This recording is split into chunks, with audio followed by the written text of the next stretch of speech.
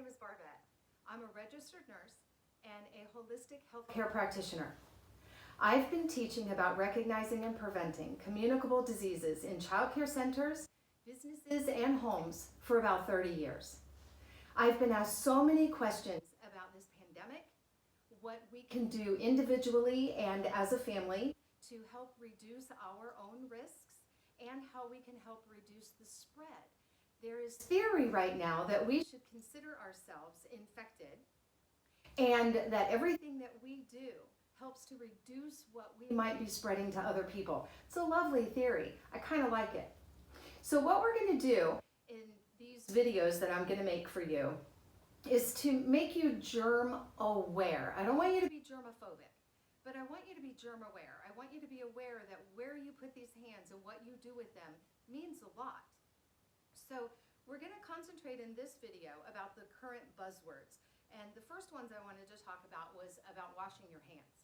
So we talk about wash your hands, wash your hands, wash your hands. And you've maybe seen a few videos about 15 to 20 seconds with the soap and things like that. But here's some things that we're really not telling you that you really need to know. So when you go up to the sink and you turn that water on, you do not want to touch those faucets again with these bare hands, because you're going to clean them and those faucets now are dirty. But we'll talk about that in a second. So you turn the water on and you get your hands wet, because you do need three things. You do need soap, water, and friction. So you get the water, you get the soap.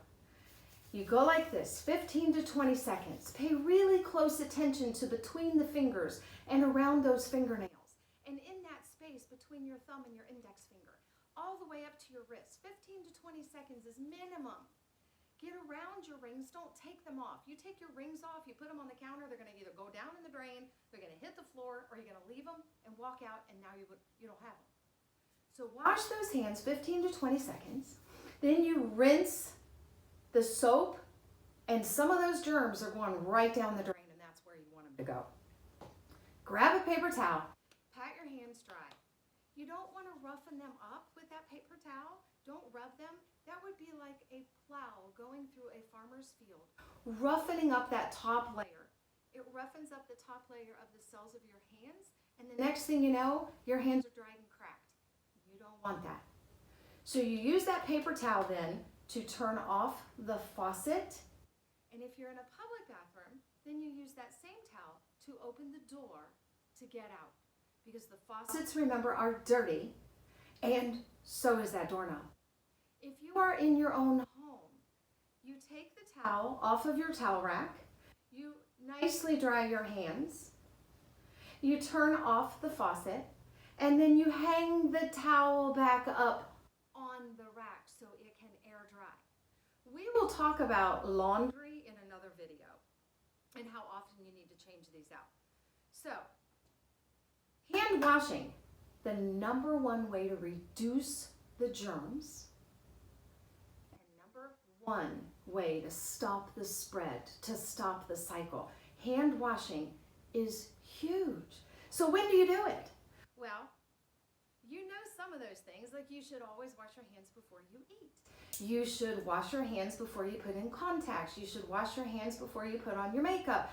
Wash your hands before you prepare food. Those things are pretty much common sense. You know that. I want you to think about it like this. Anything that you are ever going to put in here, protect your entries, all of them. Not just these, all of them. Anything that you want to put in here should be washed first. And when I say, think about it this way, if you are going to put it in your mouth, wash it first. That goes for everything.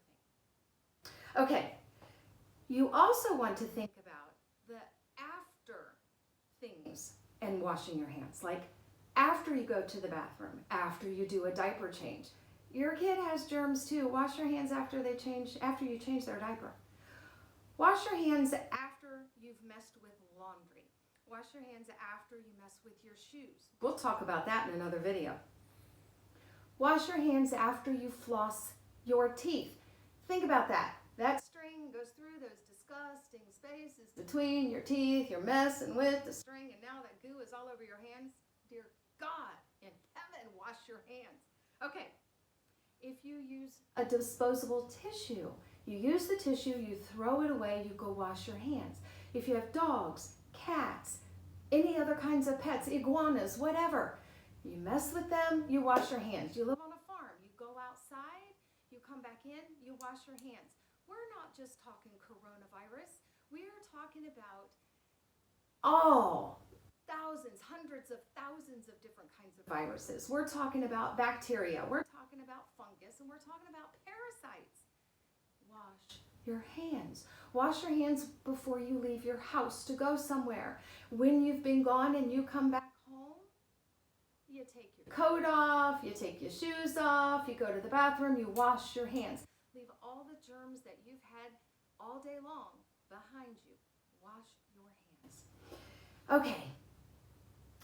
We know that there are times when you do not have running water and soap available to you. Those are the times that you have to reach for hand sanitizers. The wipes, the gels, the smaller packets, the wipes, whatever it is that you choose as a hand sanitizer. I'd say make your own. It has less chemicals in it. But I want you to remember that hand sanitizer has chemicals in it, and unless you make it on your own. Then you want to know that your skin is the largest organ of the human body, and it does absorb. So whatever you're putting on your skin, you're absorbing into your skin. So be mindful of that. If you're in your living room and the bathroom is right over there, get up and go wash your hands. Don't just reach for the hand sanitizer. Go wash your hands with soap and water. If you've used hand sanitizer, then very soon thereafter, or as soon as you possibly can after, you're going to want to use water and soap. So, for the times that hand sanitizer is appropriate, let's just think you're in your car. You should have hand sanitizer in your car. Wipes or gels.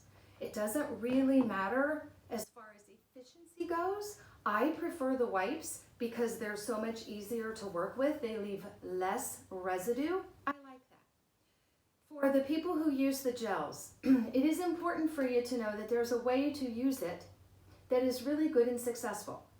So you take the hand sanitizer and you put a little dime or nickel sized is all you need. Don't fill up your palm. Your hands aren't that big. Okay, so you coat your hands with the hand sanitizer. You go between the fingers, yes, you gotta leave your rings on, and over the tops of your hands. That's it. Notice there wasn't any friction going on. There's no rubbing. Just coat your hands and then let it dry. Once your hands are dry, takes about 10 or 15 seconds, then you go on about your day. But that's it. It's not hand lotion, so you're not rubbing it all up and down your arms, and it's not friction needed like soap and water. So you don't have to do this with hand sanitizer. Please don't teach your children that this is washing their hands. This is not. It's just hand sanitizer. So let's think about now those times when you go, oh, should I wash my hands? If you have to ask yourself that question, go wash your hands. That's number one.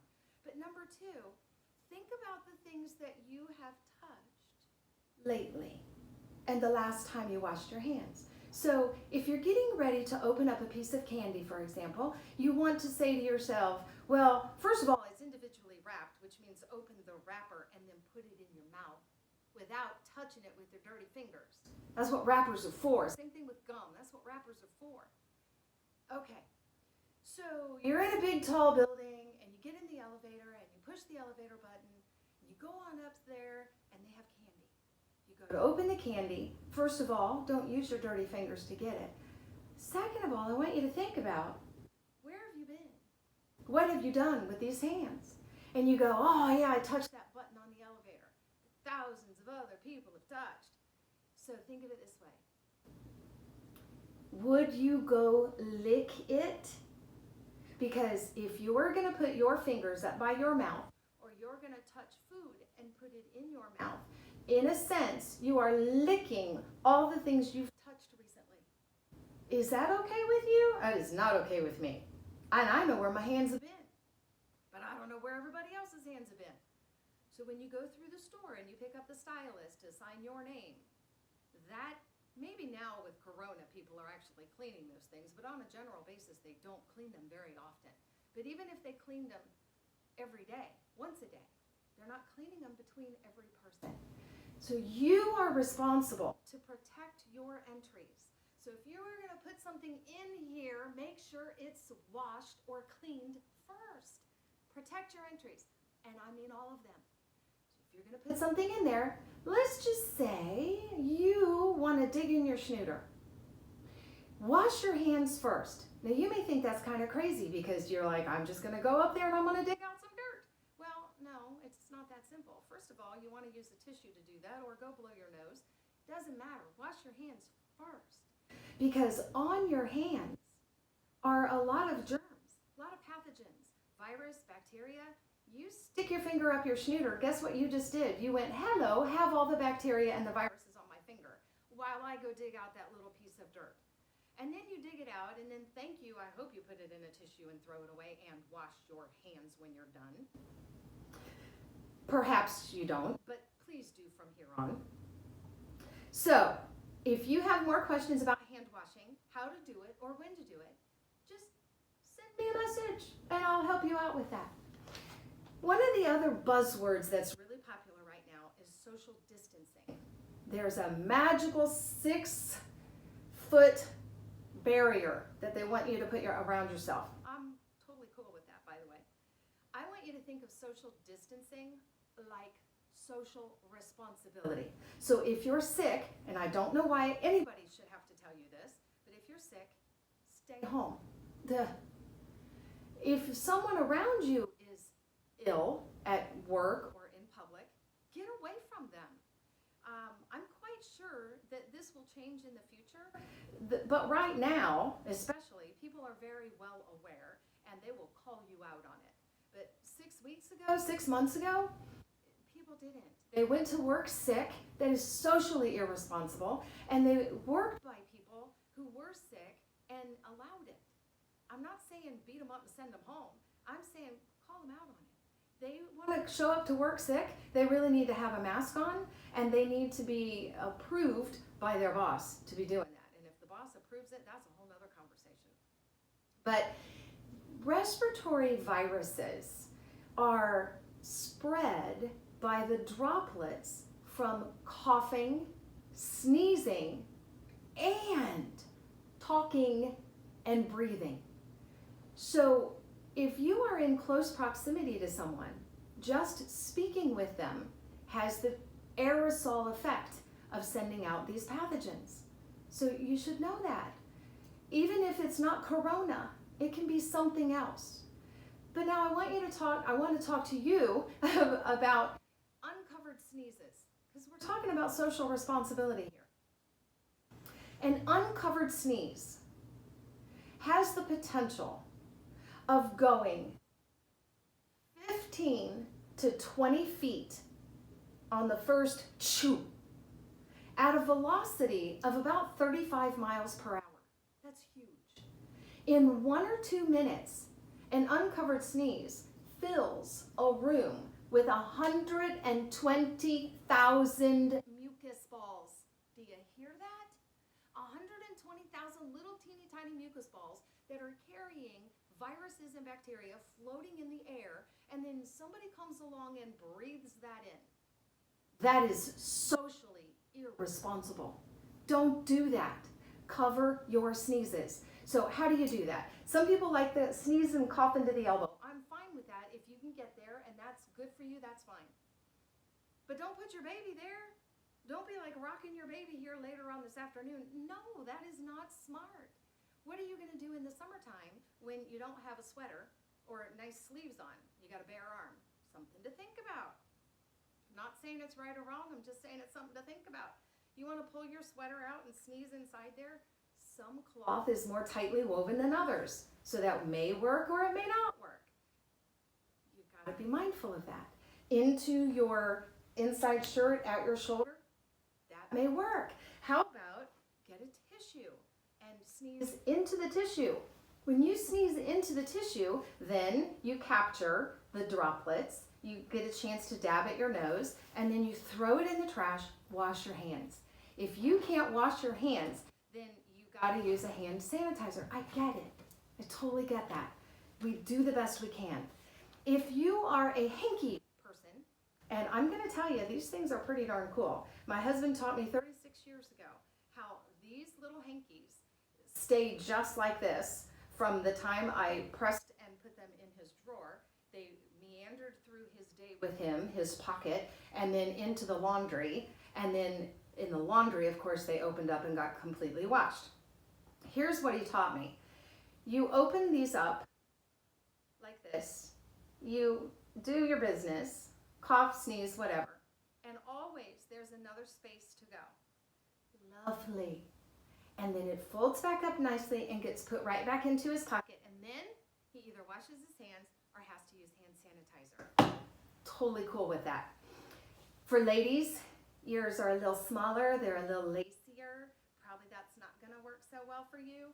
So if you're going to use this to dab, that's fine.